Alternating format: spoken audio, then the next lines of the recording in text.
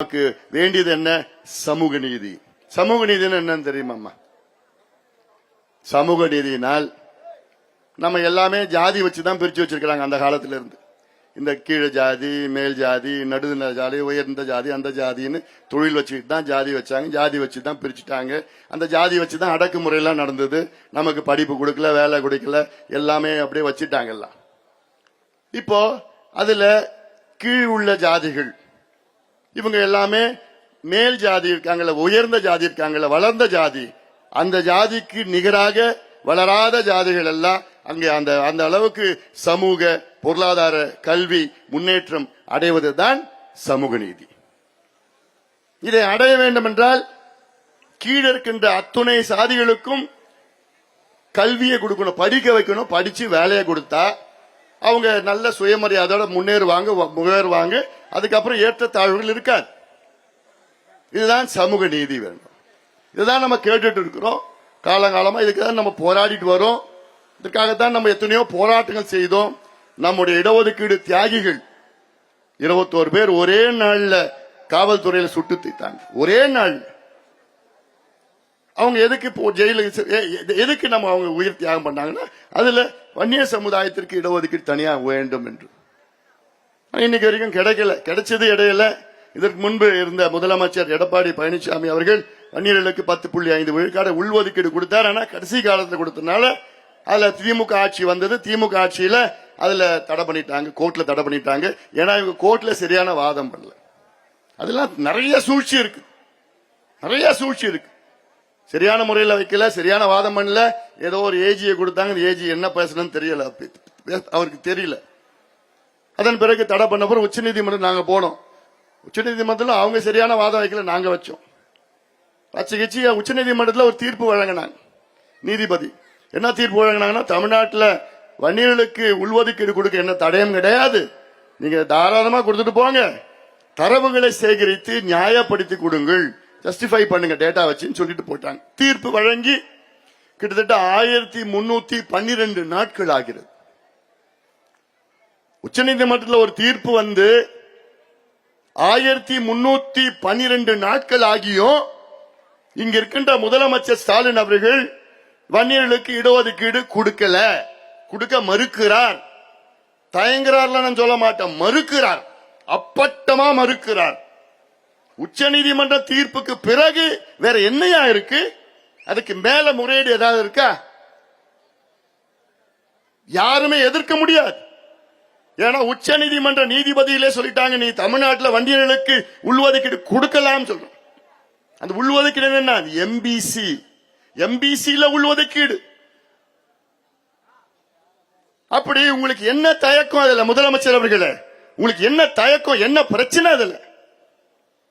யாரை ஏமாத்துறீங்க? நான் வந்து பார்த்தேன், உங்களை 3 முறை பார்த்தேன். ஐயா அவர்கள் 2 முறை வந்து பார்த்தார். கடிதம் எழுதணும், கழுத்தம் கொடுத்தோம், பேசணும், அதிகாரிகளை பார்த்தோம். ஒவ்வொரு முறை உங்களை பாக்குறப்போ நான் தந்துடுறேன், நான் கொடுத்துடுறேன், நீங்க தைரியமா போங்க, நாங்கள நம்பணும். ஓ கொடுத்துருவாரு போல இருக்குது.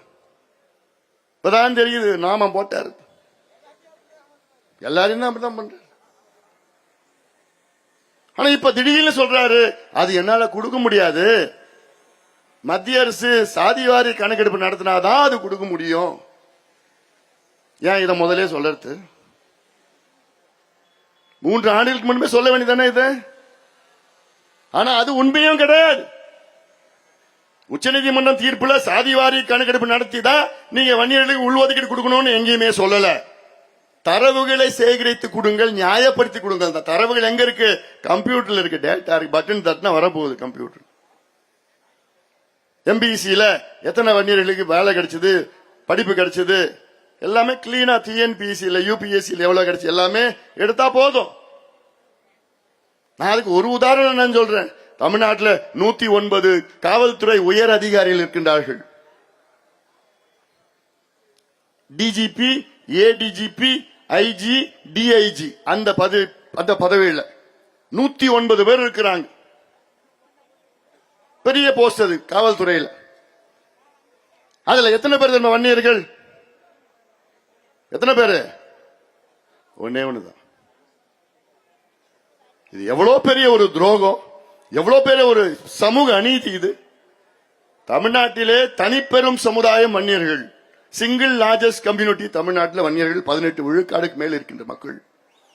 இவ்வளவு பெரிய ஒரு சமுதாயத்தில் 109 உயர் போலீஸ் அதிகாரிகளில் ஒரே ஒரு வன்னியர்னா இது எவ்வளவு பெரிய ஒரு சமூக அநீதி இது.